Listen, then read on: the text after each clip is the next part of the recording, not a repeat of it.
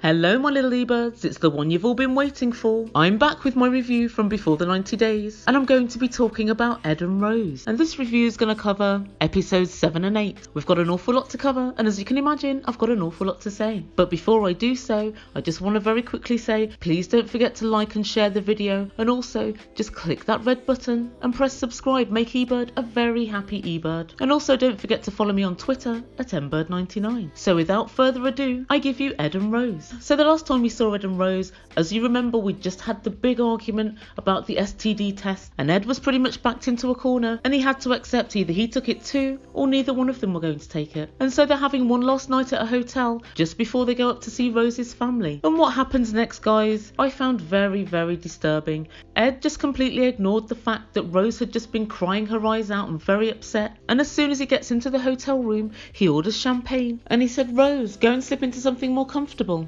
A coma, but she put on her pyjamas and a bathrobe and came back out and sat on the edge of the bed. Ed, this seems exceedingly like a paid for service. But Ed tells Rose he wants to treat her like a princess. Really? I wonder if Harry asked Meghan for an STD test. I sincerely doubt it. But Ed plonks himself down in front of Rose and insists on giving her a very creepy foot massage. Rose looks very uncomfortable as he's doing it, but it's really clear that he just wanted to increase physical contact as a prelude to having sex with Rose. After he finishes this massage, he asks Rose for a kiss, and Rose looks about as happy as the Mona Lisa. So the next time we see these pair, and they're in bed in the morning, and Ed excitedly tells production, "Last night we made love." I doubt that Rose describes it as that. In fact, she understandably sought to deny it. But in the end, production said, "Oh, come on," and she embarrassedly said, "Yes, okay, we had sex." But what happened next was even more creepy. Ed ran his pudgy fingers through his greasy hair and leaned right over Rose when he told her, "Try not to be mad at me, but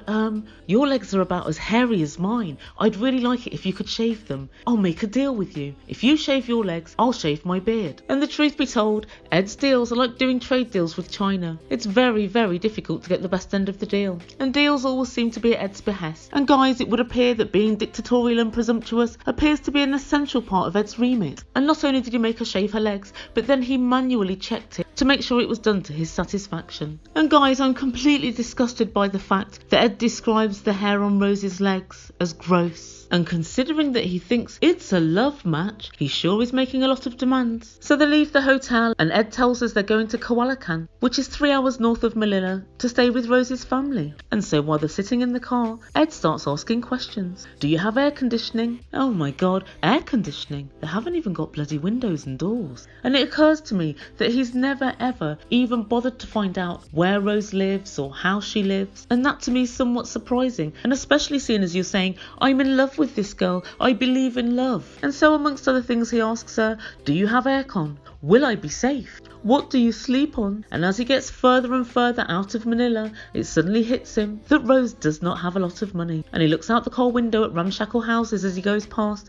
and says, "Oh my god, this is real poverty. I'm scared. This is like a third world country." Oh Ed, I know you're not PC, but at least say developing country. And when they finally arrived, Prince came racing over and he jumped into Rose's arms and you could see he's really missed her and she's missed him. And Ed said, "Hi Prince, do you remember me? Who am I?" And then Ed tells us that he's worrying about being a father at 54. But I guess at least he's taking parenting Prince somewhat seriously. And as they walk over to their shop, Ed starts boring on again about the money that Rose's sister Maria asked him for. Oh god Ed, you didn't give it to her anyway, so what's the big difference? So he walks through the shop and into the back where the house is, and the whole family is sitting there. Surprise! He's bloody surprised, all right. Where are the windows? Oh, there's big windows. No, they're not windows, Rose. They're big holes to let in the light. And Ed starts saying, "Oh my god, are there bats or flying cockroaches?" And Rose says, "I don't know." Ed, I'm going to take that as a yes. And Ed is truly shocked at the state of Rose's house. All the walls are just concrete and they've got like sheets on the walls and there are no doors. And Ed says, "I expected it to be pretty bad, but I'm shocked." But to be quite honest, guys, I was too. I know we've seen it before, but very fleetingly. But I would have assumed that Ed had some idea. And it's low-key irritating me that Ed is so surprised that she's so poor. Ed, have you seen yourself? If she wasn't so poor, how the hell do you think you got her? Really, how do you think? And then they all sit down for a big family meal, and there's Rose's older sisters there, and her brother-in-law, and her dad, and loan applicant Maria. And then Freddie, Rose's dad, asks, "What are your intentions towards my daughter?" And Ed just said, "I want to get to know her." And I think, to be fair, that was probably one of the best answers, because it's pointless at this time saying, "Yeah, I'd like to get married to her and I want to bring her to America." They really don't know each other at all, and from what I see, they don't have anything particularly in common. And at the end of the meal, Ed's trying to be upbeat. "I raise my glass to a wonderful and beautiful family." But once again, Ed lets me down, because he's not concerned by her poverty because of the fact that her young son and these people are living in such awful conditions. But again, he starts bollocking on about this money. "And because she's so poor, am I her meal ticket?" Ed, yes you are, of course you are. If you can't achieve this standard of woman in the US, then what do you think? And the next time we see them, they're getting ready for bed. And Ed's very nervous. And he just doesn't understand. Where am I going to sleep? Well, I'll tell you where you're not going to sleep, Ed. And that's on Egyptian 1,000 thread count sheets. You're going to be sleeping on a little roll-out mattress. And her dad informs them that he's sleeping in the next room. And I guess he's trying to act as some sort of chaperone. "Oh, Papa, it's too late." And suddenly there's a tropical storm, and the roof starts leaking. And as they roll out the little mattress to sleep on, water is dripping in everywhere. And then the electricity goes. By this point, Ed is an absolute bag of nerves. He's like, "Oh my God, I'm so scared, I'm so scared." And suddenly it's Rose who's the adult, and she says, "Don't worry, Ed, I'm here, don't panic, you'll be fine." And I look at Ed and I think, I wonder what he's thinking. Wonder no more, Ebird.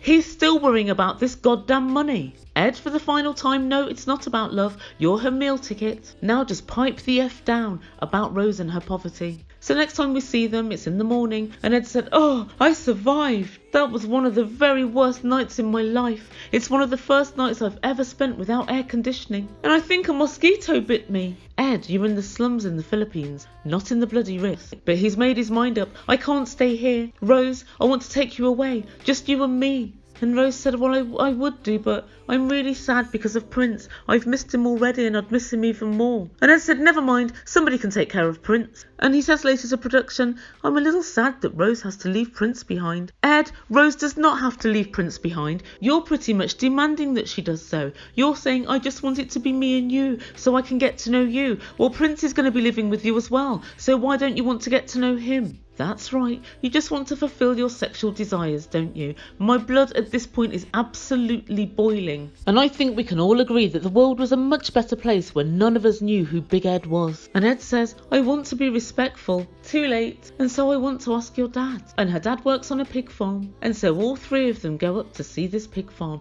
And the next scenes are pure comedy and a little bit of comeuppance for Ed. And I really enjoyed seeing these scenes. They were literally so funny. Well done to the guys at TLC. Ed, of course, needs a shower. And Freddie, her dad, says, "You can shower with me." And so basically they go into a room, which I guess is like a little outhouse. And there's just a drain in the floor. And they give Ed a plastic container and he fills it with water. And then they just throw it over themselves. So Ed was there and he was absolutely freezing because obviously it's cold water. And he was soaping himself all over. And then he dropped his soap. He couldn't quite pick it up. And then I could see that Rose enjoyed dousing him down with the hose at the end of it all.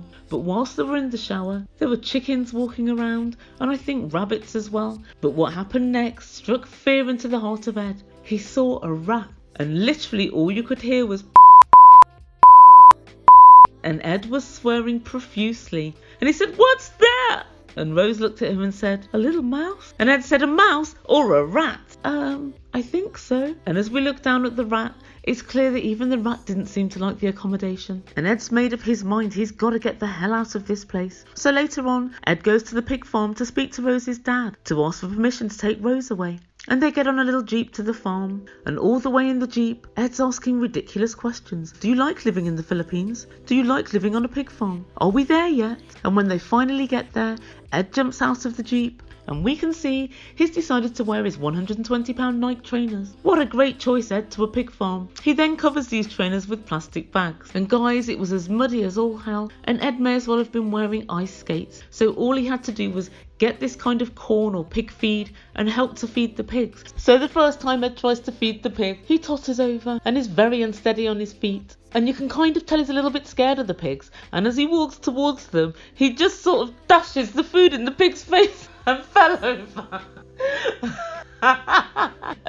Sorry. And then he stumbled and had to be helped up by Rose's dad. And the next time he has a go, Rose is just directing him how to throw grain. So it's a little plastic bucket and he just has to throw the grain at the pigs. That's all he has to do. But he stumbled over again. He threw all of the food and the bucket, everything at the pigs. And he grabbed on for dear life on one of the pig fences. Honestly, Ed, you are comedy in motion. And he said, son of a bitch, oh my God, I'm sorry. And then Ed looks over at an old shack and says, where does your father live? And Rose said, in that shack. And he said, does he like living here? And then Rose literally translated it to her dad. Do you like living here? And her dad said, yes, the pigs are my passion. And then Ed turned to Rose and said, tell him I had a lot of fun. Ed, tell your face to tell him you had a lot of fun. And then he asked Freddie if he could take Rose away again. And Freddie gave him permission. And Ed finally said, I'm so glad we're going on this vacation away from her family and away from this environment. And I'm just thinking, calm down, Ed. Just take a deep breath. Hold it for about 25 minutes. And that's where we leave this couple for today. And so where I'm at with Ed is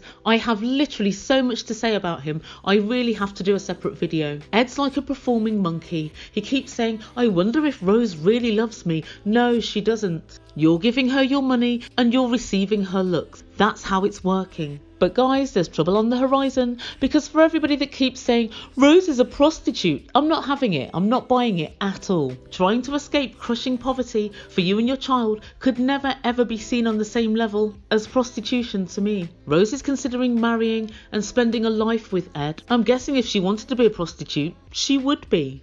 As far as I'm concerned, Ed is exploiting her vulnerability and is purchasing Rose. He's crazily possessive. So I'm going to talk about all of these issues and more in a separate video, even though Ed knows that Rose is now not just poor. There's poor and there's poor. We've all seen poor before on this show. And literally, I think Rose is the poorest person I've seen on the show. And for people to castigate Rose and her actions in the face of living with rats and living in such unbelievable poverty blows my mind. Of course you'd want to get out. I would want to get out. You would want to get out. You know you would. And what also really bugs me is that people are saying, oh, she's a prostitute. She's marrying him for money. All the way through our society, at every single level, rich guys get to marry better looking women than they are. Do we call them all prostitutes? Real talk, do we think Melania Trump would have married Donald Trump if he worked as a garbage man? No, she wouldn't. But are we calling her a prostitute? Of course no, we're not. And so where's the difference with Rose and Ed?